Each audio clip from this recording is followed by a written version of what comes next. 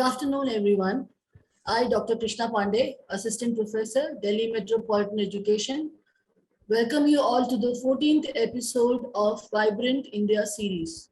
I also welcome all our viewers who are watching us live on Facebook. Vibrant India series is an initiative of DME Media School for celebrating 75 years of India's independence. The Vibrant India series is a year-long exercise whereby inspiring personalities who have made their mark on the country's milieu are invited for online talk, interview, and interaction with our students. The invited personalities for this series are from all walks of life and from all parts of the country. So today we are privileged to have Captain Indrani Singh as our special guest. Captain Indrani Singh is not only India's but Asia's first woman commander to fly Airbus 320 and world's first woman commander to fly the wide-bodied Airbus 300, 319 and 321. It's an honor to have you with us today, ma'am. Here, I would also like to take a moment and introduce Delhi Metropolitan Education to our viewers. Delhi Metropolitan Education is an A-grade premier educational institute affiliated to Guru Gobind Singh Indraprasth University, New Delhi, and approved by the Bar Council of India. The institute offers BBA, BA LLB, and BBA LLB and BA JMC programs. DME believes in imparting world-class education to its students while training them to develop and enhance their skills. This education and training enables them to take up challenges of the industry and create a space for themselves with their competence and vigor. DME Media School is one of the most promising media institutes in the country. It offers bachelor's degree in journalism and mass communication and is recognized as a school focused on growth of its faculty and students through academic and co-curricular activities. Major flagship events and initiatives of the school include BG Varghese Lecture Series, Peer-to-Peer FDP, International Film Festival SIFI, International Conference ICANN, and Ritika Convention of Media Students. And newly added in the list is Vibrant India Series. Now I request Ishika Vadava, student of DME Media School, to introduce our guest of the day. Ishika, over to you. Thank you, ma'am. Captain Indrani Singh. She is not only India's but Asia's first woman to fly Airbus 320 and world's first woman commander on the wide-bodied Airbus 300, 319 and 321. She has been helping the poor, the weaker and the vulnerable through her Literacy India, a non-profit organization that not only helps the underprivileged but also provides employment to many rural women. Ma'am is working with numerous government schools to overcome dropouts and bridge the learning gap through Literacy India Trust, thus helping 1.5 lakh children in the digital learning process through a digital solution called Gyan Tantra Digital Dost. She is also the founder of Inda Crafts, a social enterprise specially created for women empowerment, under which over 350 plus women trainees are skilled artisans earning their livelihood from the rural areas of Haryana, Rajasthan, Jharkhand, and West Bengal. Ma'am adopted over 150 tribal girls, especially in Maoist-prone areas, and is bringing them to mainstream in regular schools in West Bengal since 2009. Captain Singh has been responsible for having her Literacy India students to be a part of several films like Neeli Chhatri, Omkara, Amol, Three Idiots, Bhag Milkha Bhag. During COVID-19 pandemic, she was featured in Digital Beti, sponsored by Facebook, wherein she encouraged and inspired many women entrepreneurs. Let's see a few glimpses from her life.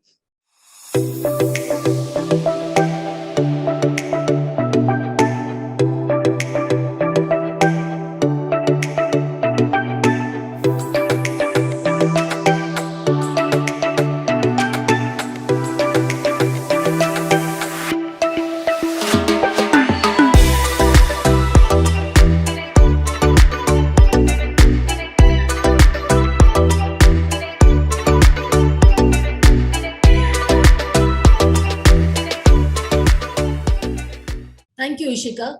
Now taking the session forward, I now request Dr. Sushmita Bala, Head DME Media School, to welcome the guest. Thank you, Dr. Krishna Pandey.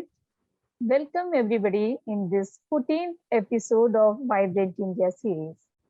We launched this digital program on August 9 on the anniversary of Quit India movement.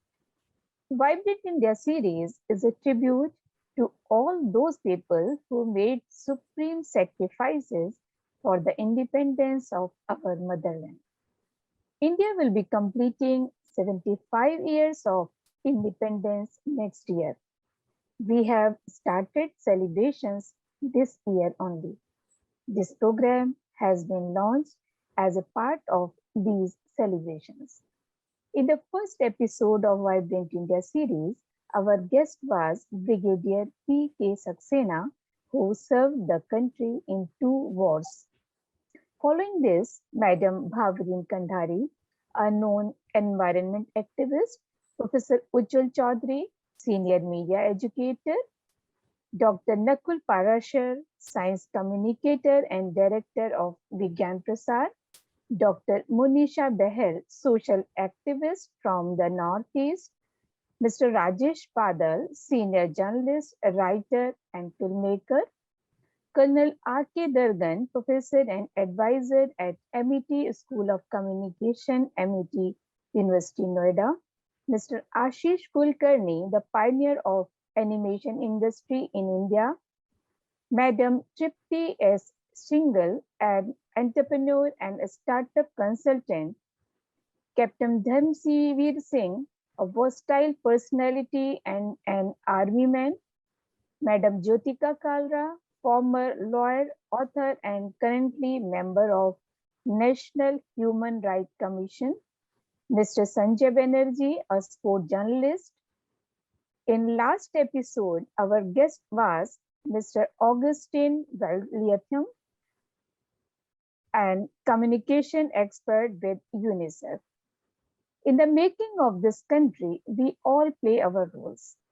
As a soldier, doctor, engineer, as educator, journalist, lawyer, environmentalist, as science communicator, filmmaker, as human rights protector, as social activist, and pilot. So today we have Captain Indrani Singh with us. She is a pilot and a social activist. She is working for literacy and women empowerment. Welcome you, Captain Indrani Singh, and welcome you all. Thank Thank you. you so much, ma'am. I now request Dr. Amrish Saxena, Dean DME Media School, and the person who is behind the series to talk about the idea of Vibrant India series and take the program forward. Over to you, sir. Thank you, Krishna Ma'am.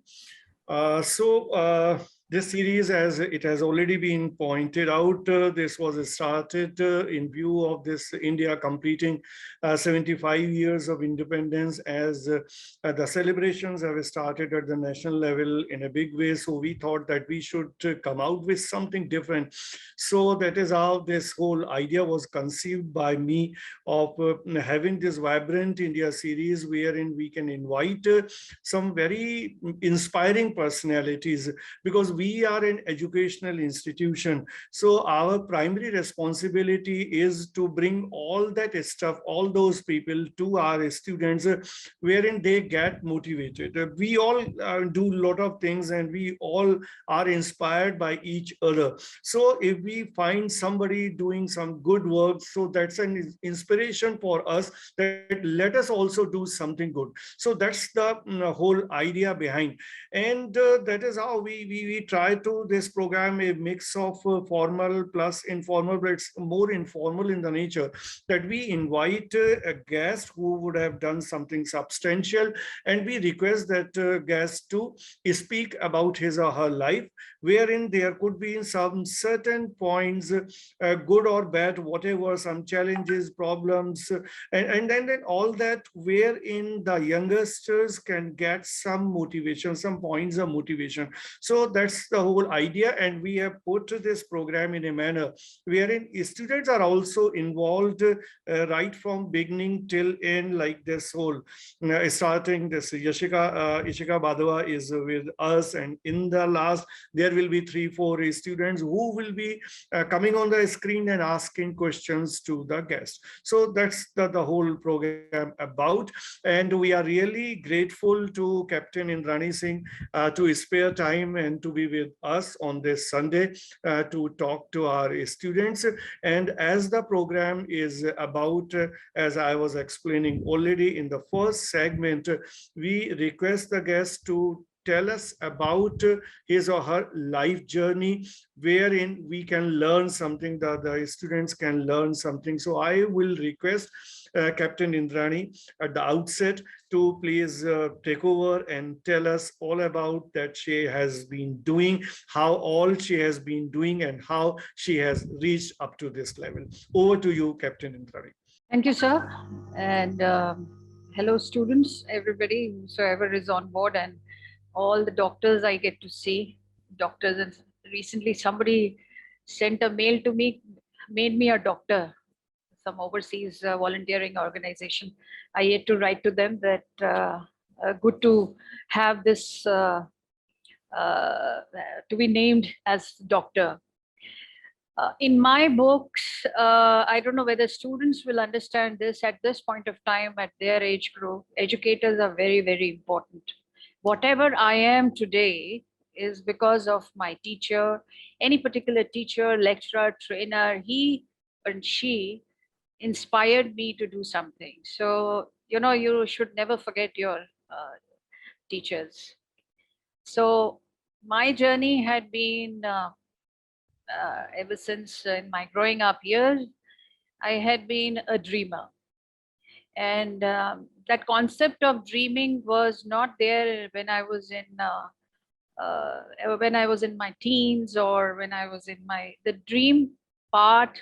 People started talking about globally just recently, that what dreams entail. Globally, people are talking. We Indians, we had not even thought about it. Okay, there is something called sapna, mera sapna. All that I see it now, and it's very well talked about in media. So my dream had been to become something else, something different, something which is not run of the mill. I had no idea where I am heading. The only thing which in my mind was to become something different. And another thing, when I was in class 5 or 6, I think I very faintly recollect, I was thinking that I am going to school, and why the other children who are on the street are not going to school. I often used to ask my father, they don't have parents? How are they going to go to school? Who's going to take them? My father used to take me to school. So these are all seeds in our mind when we are growing up. It remains with you, and I had no idea that I'll end up, starting this kind of a big organization, and coming out with a solution for helping children who are out of school, and street children and other things. So it's only started with a dream. It's only started with the कि कुछ बनना है, कुछ करके दिखाना है. और किसके लिए करना है? Not for making my parents proud or my community proud. It's just for me. So what I want to say, that for the youth also of today, nothing much has changed as such. You have more exposure to many things, unlike in our times when we were at school. To know more about people. You are talking to me, but I did not have an opportunity to talk somebody, some pilot. I mean, I did not meet anybody who's a pilot, or I could only read about in some newspaper or something when I was graduate or past graduation. So it's just that passing by Safdarjung Airport, I saw the gliders flying over there, and I was wondering, who's flying these gliders? Is there any possibility to fly these planes? And it is unusual, because they say you should be careful what you are asking from within yourself, what you are wishing for, because that wish definitely comes true. And it is true for me, at least. And when I went to the college, they said that you have to, if you're tall, and you can join NCC Air Wing, and you can fly I was thinking, I just passed by these Safdarjung airport and I'm asked to go and fly a glider. And I got to know about gliding, and which is without, if you all are aware of gliders are without engines. And I became an NCC cadet, started flying, doing the glider flying. There were other cadets also, girls and boys together. But there was an opportunity during the Republic Day that who will represent Delhi? Should we give any girls a chance? I mean, it was a very big thing to give a girl a chance, actually. Boys were going definitely. So everybody had to go through a test, and my instructor, Skodled Verma, he said, Chalo Indrani, show me what you got. And you know, it was just, I would say, my fate or destiny or whatever. My circuit was perfect. And they said that you'll have to bunk your college. I mean, you'll have to miss all your studies. You'll have to camp. It's a rigorous camp. Every day in the morning, you'll have to run. You'll have to clean your shoes and bunkers and everything. You know, you'll have to be a cadet. What you see today in 26 January parade, all these people, they hold camps. And that changed my life. I said yes, and I told my parents I'm getting this opportunity to go for a Republic Day camp. It changed my life. It actually changed my life because the kind of a tough environment wherein it's cold, hot, getting up in the morning, digging up your own toilets, pitching up your tents, cleaning your boots, and doing yes sir, and salute. And you know, in the heat and in the dust and in the burst of winter, you know, cold condition, you have to march, stand for hours. You know, the Republic Day marching, many of us had to stand for hours to come for our turn to march there. And then gliding, when I'm representing Delhi, it's so much of pressure. You have to study, you have to do a perfect landing. I think it was all destiny also. And somewhere along the line, the aspiration was there, and I was having fun. I was having a great time. I met whole of India. Many of the youth who are in these colleges right now, even I was just talking to my niece last night, they have not seen beyond where they are living, Delhi NCR. They don't know what India is all about. They don't know how does Karnataka looks like, or Gujarat looks like, or Rajasthan looks like, what kind of a culture and food and everything. This exposure came to me through NCC. And if any of you do get a chance, give it a shot. I'm not too sure whether it's there now since it's in a graduation phase, but it is a great opportunity. And after gliding, things started unfolding. And since I represented Delhi and got a medal for in a Republic Day, the Air Marshal said, "Oh, Delhi won this time." I said, I couldn't say anything. Yes, Delhi won this time with the national champion when I became for the gliding. It led to open doors for my proper flying, commercial flying, going in for flying. And flying was not that expensive as it is now these days. And it was tough for a girl that time to go to flying clubs and wait for your turn. You couldn't even ask that you're a girl, you should be given a preference, nothing of that sort. I never wanted also, because I have brothers and my father treated all three of us same. And if he said that I should go for flying when I showed my inclination towards flying, and when I got my medal, he realized that I have a potential. So you see, my mother and father, they both passed away. My mother passed away recently, 2-3 months back, during the COVID impact. So, you know, parents have a lot of role to play. Our teachers have a lot of role to play. They give you a push, they are strict with you, or they are encouraging you. Somewhere along the line, we should go along and see, you know, where it takes us. Do not take it as, oh, wow, why am I being pushed? Until unless in your heart, you feel that this is what I need to do, and this is what I will stick to. So my transition into flying and then becoming a commander on one fine day, wherein it was a big news even for the airline, for a big, such a huge aircraft. If you had seen the Airbus 300, huge aircraft it is. And a girl sitting there signing as a commander was a very big thing for my airline also. The Airbus industry also, they found it that in India, where in India, which is a land of Parda, how is that a woman is there? When I went for my 320 training to France, there also they said, oh, लड़कियां तो पर्दे में रहती हैं. हमने तो सुना कि फिर वहाँ woman flying, it's a very big thing. Even Air France, Air Inter, they did not have women, the kind of background we come from and that kind of a culture which we have.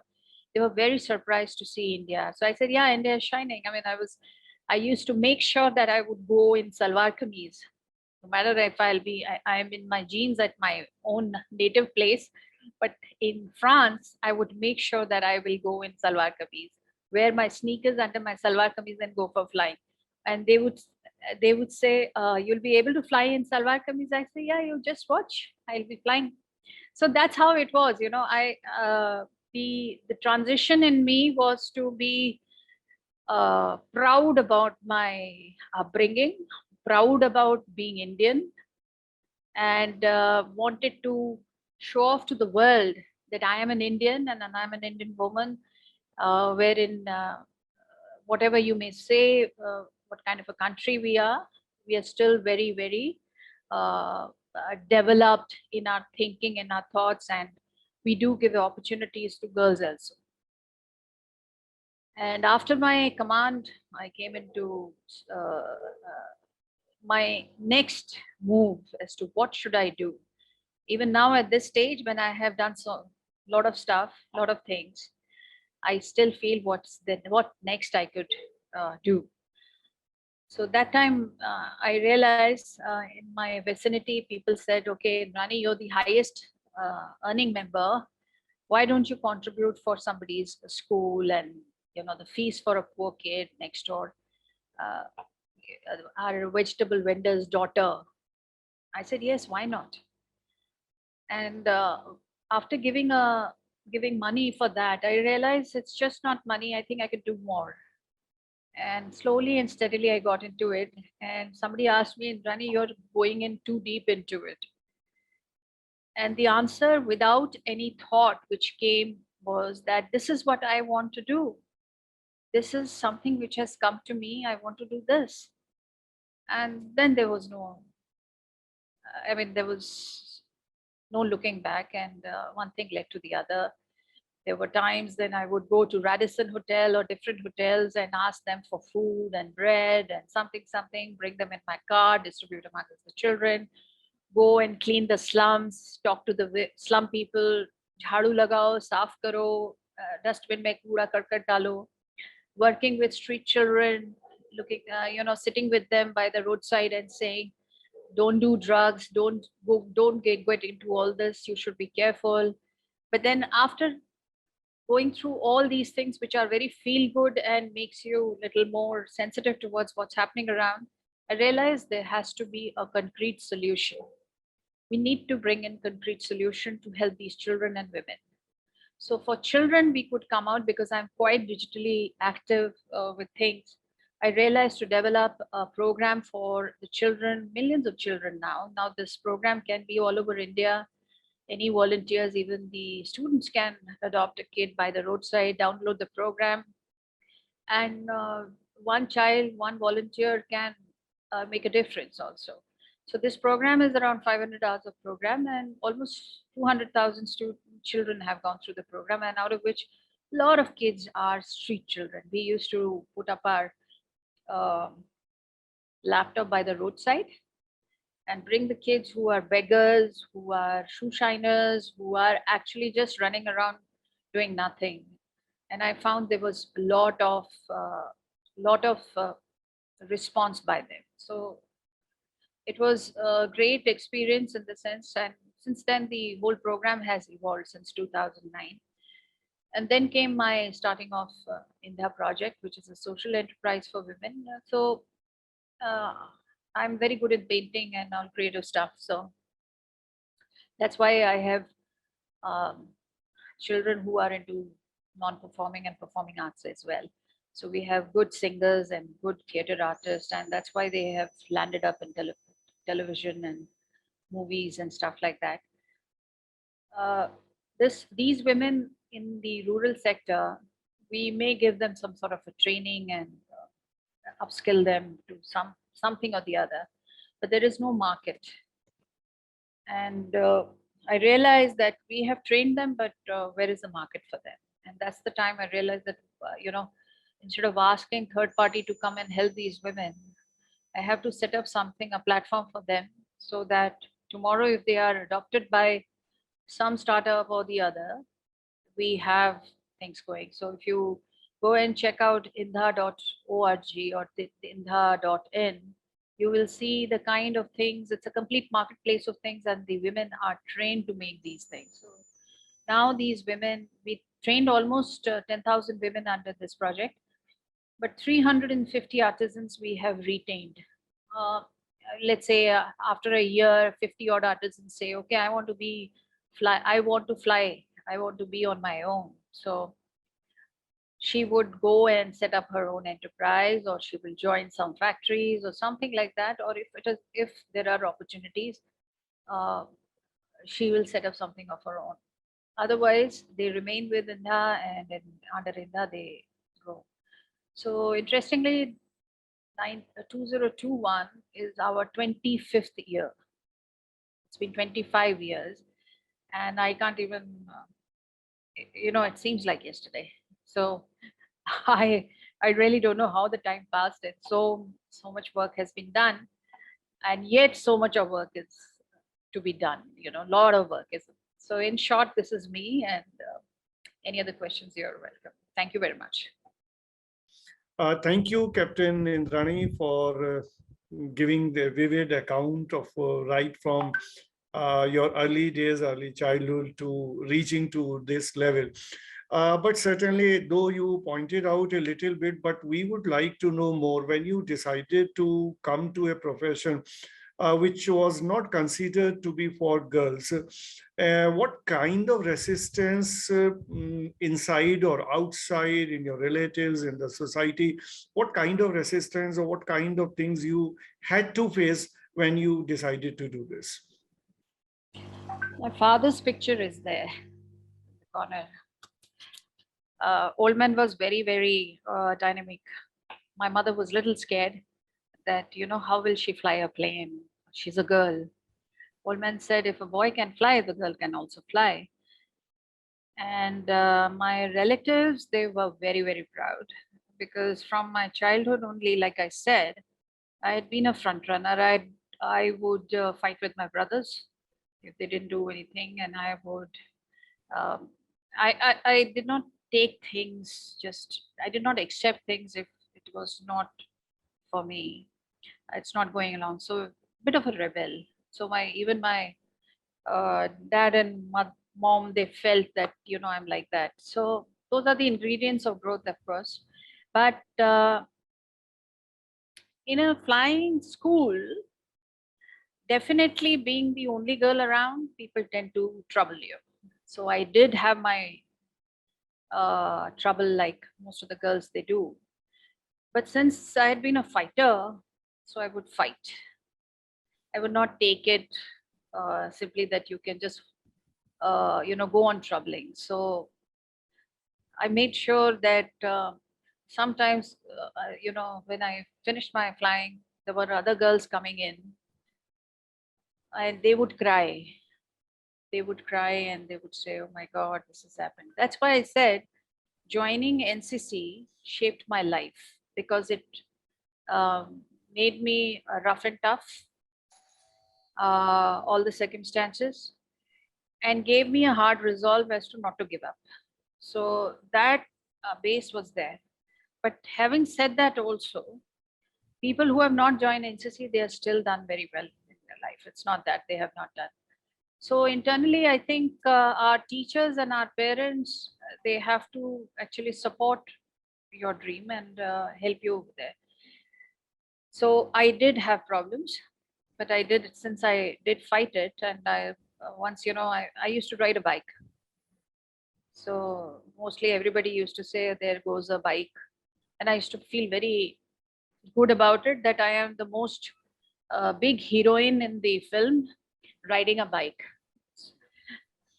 And I would face problems by the boys over there. They would deflate my bike's tire or do something or the other. They'll put something in my petrol tank. And that is the time, that thing. And now I feel that it is very important. I have son. I have made him understand this, that it is important to respect women, or respect, do not, walk all over somebody who's weak or helpless. Try and help. So thankfully, my children have learned all that. And it's important that we, as an educator also, we should tell our students also that, please respect people. But then, I mean, these were the things when you faced while you decided to go for this profession for flying. But then, can you tell us something more about your training time? How all the things you learned, which were supposed to be learned, did you find any difficulty in your learning process? And how tough was the training? If you can tell this to these young people, to these students, maybe that they understand the complexity of the whole things involved, and they can also, I mean, some of them can even decide to go for flying, but at least they understand how tough the training would have been, and this will make them understand how to take up the things in their life, the challenges in their life. Okay, so basically flying is, if I tell for the civilians that flying is very simple, then it'll be misunderstood also, that it's very simple. It's simple and it's little complicated also. You have to have a technical bent of mind. If you are, let's say, driving a car, you should know what is a carburetor, what is a piston, how does the power comes, the thrust, how does it come. If you have that kind of an inclination, then you will be able to go for us, because it's a little bit technical, So you will. And if you know how to ride a bicycle, then flying a plane is also easy. If you can ride a horse, they say the best horse riders, they make very good pilots also, or pilots can also make a very good horse rider. It's all about your motor skill. And when you are riding a bicycle, you can fall, you can turn, you can avoid something which is coming ahead. Flying also has a requirement for an airmanship. So having that kind of a motor skill is very important. So if you know that there are girls who have recently joined the combat forces, they are flying the Air Force planes, you see, they have to go through all that exercises, which are very important. So there are people who have failed. It's not that. And I have also gone through the same test. The simulators and everything, you are given all kinds of exercises. You have a hydraulic failure, you have a engine failure, you are without any kind of a control. What will you do? How will you do? Will you panic? Will you go for it? You will not crash. All that goes with our training, and it is seen in the early stages itself that the person can do it or not. So either the person is not able to do it, they don't make it to a command. They remain a co-pilot also. Even if they say, agar dhakke se aap first officer ya second officer ban bhi jate hain, so getting to a command seat is also going to be a long time, because that skill is required. You have to be having the airmanship. But these were the old planes which I flew. Now the planes are much easier. Things have now everything is computerized and digitized. Yet at the same time, if you have seen the recent crash which happened in Calicut, the Air Force, he was an Air Force and a fine pilot and hours and hours of experience. And that's where your airmanship comes, and you are what you are going to be thinking when you are in the face of challenge. Those are the tests which comes in your flying line. If one is prepared that there will be bad weather, there'll be terrain, like I am only one of the only ones from my airline to fly Ladakh, Leh airfield, one of the trickiest airfield in the country. And first thing when I came on this aircraft, and I said I did like to fly there and see how the terrain is. So that is another thing, that I have to get up early in the morning and fly. So I every day 3 o'clock, it's quite a bit of this thing. But there is rush, adrenaline rush. There is high level of alertness. If we have that in us, we should give it a shot. Sometimes we do not observe ourselves, so it's very important to go through a test. There are a lot of psychometric tests and everything is there, and also one can go to the flying club and do your test and find out whether you're scared or you are able to do it or not. So test yourself. Yeah. It's very, very important. Test yourself. Yeah. Otherwise, getting into flying, a lot of lives are in your hands, you know, commercial airlines, and even for the Air Force also. It's not only your life. You know, the lot of money goes into that buying of that kind of an aircraft, and you're defending the nation's security. So many things are there. So all these things get tested out, and you get to know whether you can do it or not. जरा भी डर हो तो मत जाना, बिल्कुल भी मत जाना अगर जरा भी डर लगता हो तो. Do you remember any such incident which you can tell us all? Any such time which you thought was difficult while flying, or any such experience wherein you were even a little bit scared of something while you were flying because of the bad weather or any such thing? See, the bad weather, all the pilots are scared of. We are supposed to respect nature. We are supposed to not take any chances when it is bad weather. Do our calculation much in advance. So if you say that how many times I'd been scared seeing a lightning and number of things, many times. Why? Because you see, if I don't respect it, if I am not little bit scared, little scare is good, because then you are cautious and you are taking care of your aircraft and your passengers. So that was important, one. Two is, the numerous incidents have happened. Incidents in the sense, numerous interesting things in my life while flying the plane has happened. One of the if you're talking about weather and landing, I was going for Kathmandu. And Kathmandu, if you have seen the airfield, it's in a valley, but all around there are big hills. Huge hills are there. You can see, in fact, Everest on one side and Kanchenjunga on the other side. And you have to circle and land. And if there is a weather along with the terrain, you've had it. You are really, really on the edge of your seat. And you have to calculate your fuel. You have to see whether going there, whether I'll be able to go and land. If I am able to get into the valley, whether I'll be able to, if I'm not able to land, whether I'll be able to divert to a particular station, is my path to the alternate station is clear or not. So there is a calculation which we go through every second when we are coming in for a bad weather landing in a field like Kathmandu.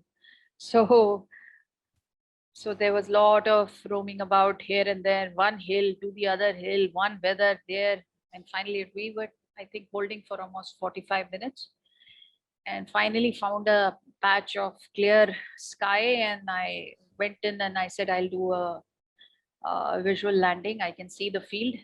So they gave us a landing for runway for Kathmandu, and the passengers were on the edge that, okay, a woman is flying, and whether we'll be able to land or not, they are thinking. And we landed, and so many people came and shook my hand. Thank you very much. We were wondering because people could see the weather outside, you know. And same thing happened when I was doing this Delhi Calcutta flight, and Dr. Kalam was sitting at the back. He was not a president that time, and I was a very big fan of his. So, and right after takeoff, there is weather. We crossed Lucknow, and by that time, and I could not switch off the seat belts, and I it was close to Varanasi. I had to switch off the seatbelt, and everybody was saying, "Okay, we are so hungry. Half the whole route is full of weather." And then I was coming out, and I saw him, and he said, "Oh, lot of weather, lot of weather." I said, "Yes, there's a lot of weather." So I could say, Dr. Kalam, I know you from DRDL. I've read your books and everything. So he was very pleased, and he was not a president. And that time we did not have any kind of restriction to go inside the cockpit. It happened only after 9/11. I took him inside and showed him all the this. See, there is a weather here. I showed him the weather. I was very excited. And then when he landed and we went our ways. Next thing, after some time later, I found that he's become a president. So I wrote him a letter. I sent him a letter and I said, "Dear Dr. Kalam, I want to bring my students, my children from the school, and we do a lot of theater, and I believe you're fond of children, and you encourage a lot of children, their science and everything. So is there a possibility if our kids could come and do some performance in the President House?" And I forgot about the letter. I thought that the president of President House, who will open a letter, who's written so many letters people write. I landed Singapore early in the morning, and I was about to go off to sleep. I get a call. So it seemed like a Delhi number, so I picked it up in Singapore. So I said, "Hello." He said, "I'm calling up from President House, and so wants to speak to you." So my eyes wide open. All my sleep went off. I said, "Yes, yes, yes, I would like to speak. Please, please." So lady who helps the president, she said, "Aapne chithi likhi thi. When do you want to come?" I said, "Around child rights day. I'd like to bring my kids over." And that's the time our kids went to the President House and did the performance, and it was quite an exposure for me too. So Yeah. that is something which happened while flying, being a flyer. Captain Indrani, since you have been flying and you have been a commander, and then from where this inspiration came that you should do something for the sake of women, for spreading literacy and all, and since whatever you told us all, you have been so much deep into that these days, as you said. So from where all this inspiration came that you should completely digress from your main occupation or main profession to something which is for the larger interest of the society? You see, I was keeping this for the students. If the students asked me this question, I would have asked them in return. And it is for the adults also. We do whatever we do is for our personal happiness, if I'm not wrong. Most of us want to be happy in doing whatever we do. And I achieved so many things, became a pilot for me, for my family, and overall for a women community. Many women joined after me who had flown with me as kids also. And they have flown with me as a co-pilot, and they have told me also that I flew with you and you showed me the cockpit. Now I realized that I want to become a pilot. You were my inspiration. So it makes one feel that, okay, you've been able to inspire, you've been able to bring in more women into the aviation. And as per Forbes, India has largest number of women pilots as compared to rest of the countries in the world. We are highest. So you can well imagine we say beti bachao, beti badhao, but I think we all agree that we are not that backward that we will not give opportunity to our daughters and our wives also. One of the Indigo captain, he's a Muslim truck pilot, and he made his wife a pilot after she got married with 2 kids, and then she went in for flying. He made sure he could help his wife to realize that. So my inspiration is to be happy, make my ecosystem happy. And when in my growing up years, if I had the seed in my mind was that if I could help those children who are not able to go to school, the helping part came from my upbringing. And my father always used to say, when you are well off, you are better off when you're able to help yourself. Take out time to help others.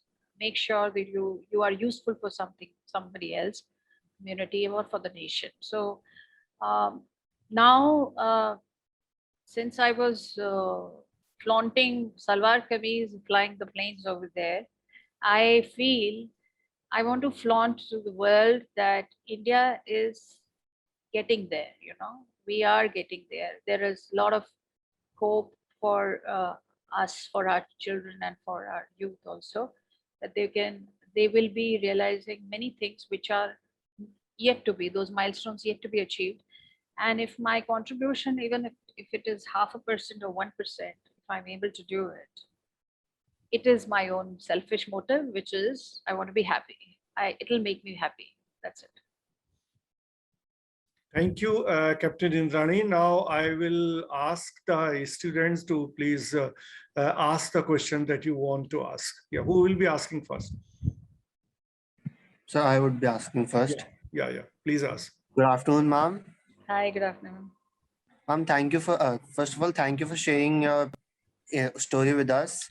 You have been an inspirational pioneer for women in our country, and I'm really glad to hear your side of the story today. And I would like to know, how do we stand a chance as a country in women empowerment in the job, in the occupation level? And what are your thoughts about it? I'm getting a question from a boy about women getting a job.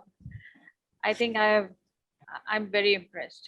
What made you ask this question? Do you think that women are not given enough opportunity in sectors, finding a job? You still feel Yes, ma'am.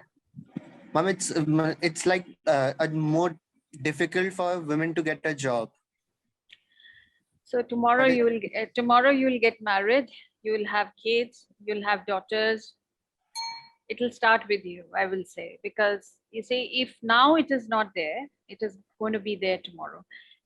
You will not believe Captain Durba Banerjee, my grandmother's age, the aircraft which I flew in and made the history in the world, she was not allowed to go for command training.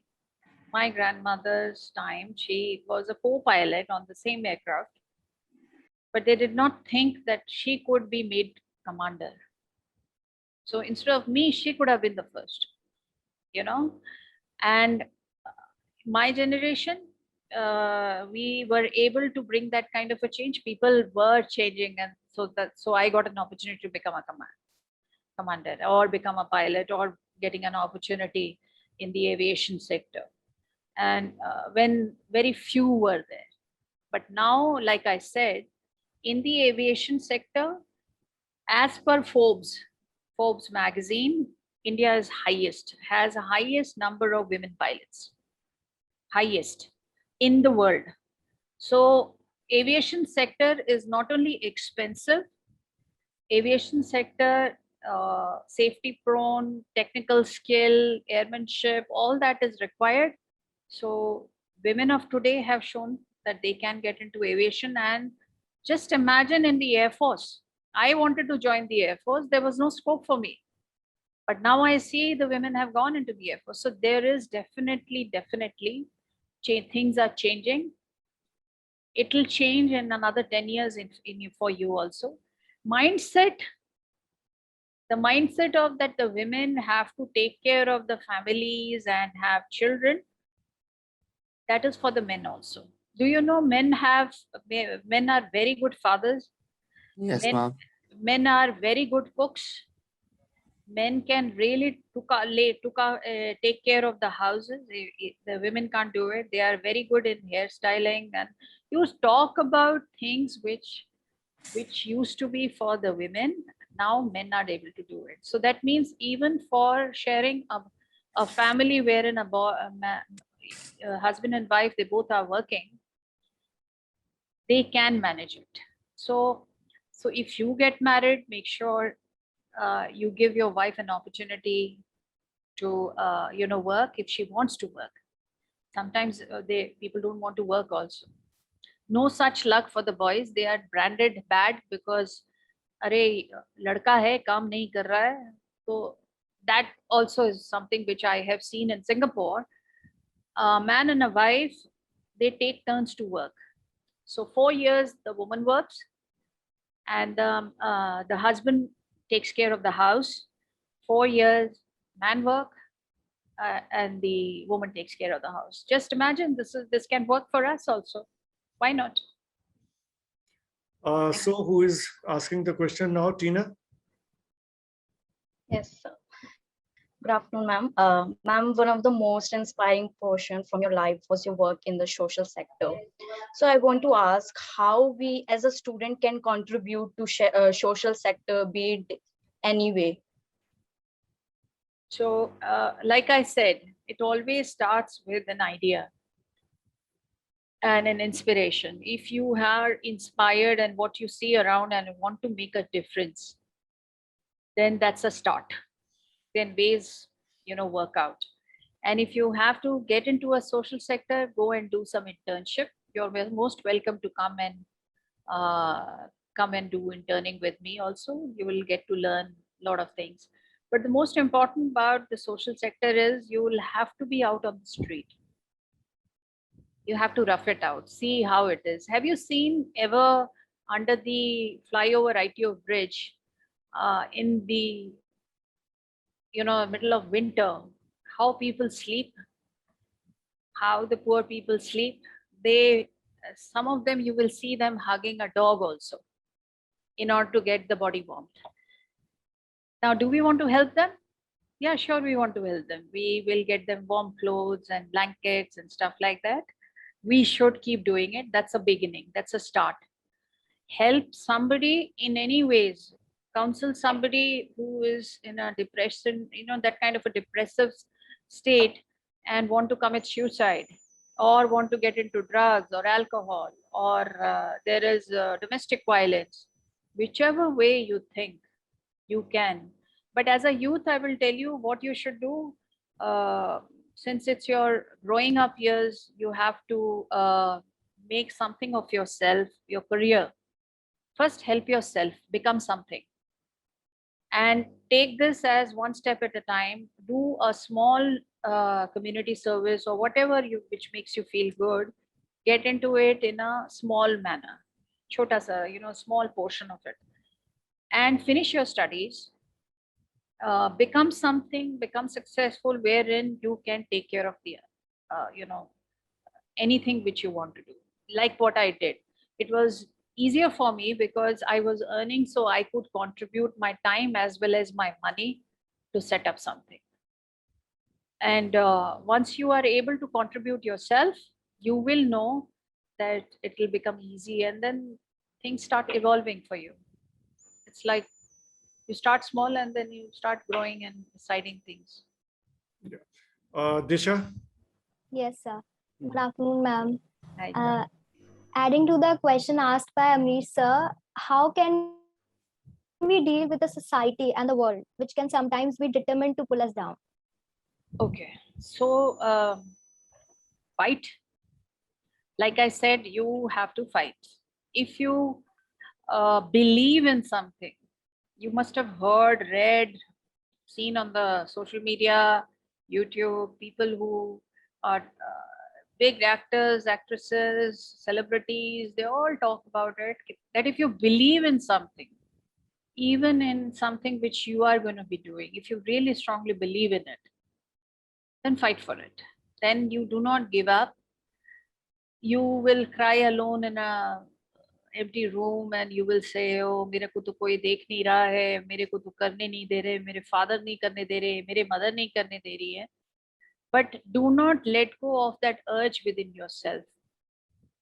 You see, how are you born? How are you going to school? How are you in this particular sector wherein you have all your teachers, professors, they have organized this session wherein I am coming and talking to you. All this thing adds to it. Somewhere you are given an opportunity to inspire your own self, have a firmer resolve, and see that you stay on to what you believe in. If you really believe in it, then it will come your way. Yes. say- Tina wants to ask one more question. Tina, keep it a short and crisp question. Yeah. Sure, sir. Ma'am, how can we balance the need for livelihood or future ambitions and yet work for the country? Like I said, first I just told her also, or I did tell you, that first you focus on your career. It's very important you become something. Let's say you are earning 100 bucks. So take out 5 rupees from it and make sure in that 5 rupees you buy a pencil and a book for a child who is maybe a maid's son or a daughter. That 5 rupees will go, that is your money contribution. Then comes your time contribution. You get up in the morning, the maid is there and she's talking about how the husband has abused her or beaten her up.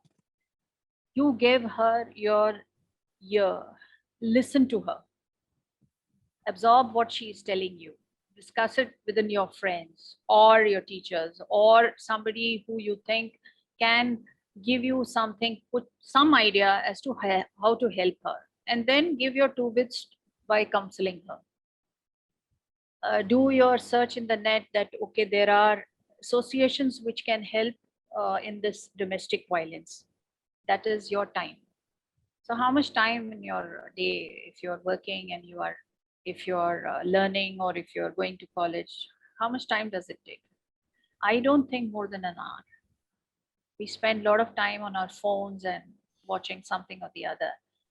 1 hour, 5 rupees, and that's about it.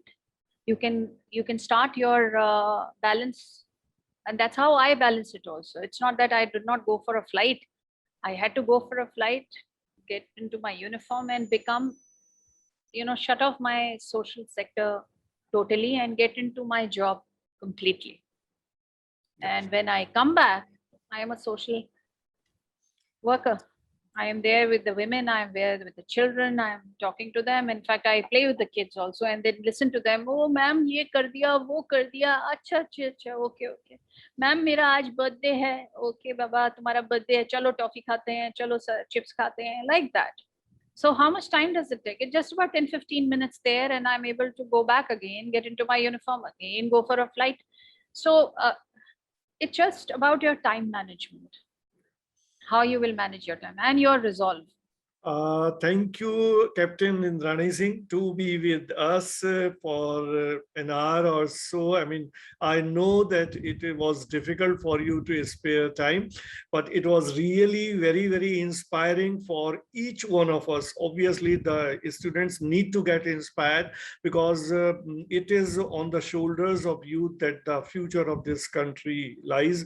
So they have to be in the forefront and they have to have, as you just now said, they have to have that determination, that resolve, that they have to do something not only for themselves, but for the society and particularly for the people who need it the most, the vulnerable sections or the downtrodden sections, or who are not that privileged the way we are privileged in so many respects. So that is our primary responsibility. I think your inspiration will go long and will make a deep impact, and many students will come forward doing something or the other, taking a clue from whatever you are doing for the sake of the society. And also obviously whichever profession one is going, that profession has to be practiced with all perfection, with all commitment and determination, so that you're also doing well in whatever profession you are opting for.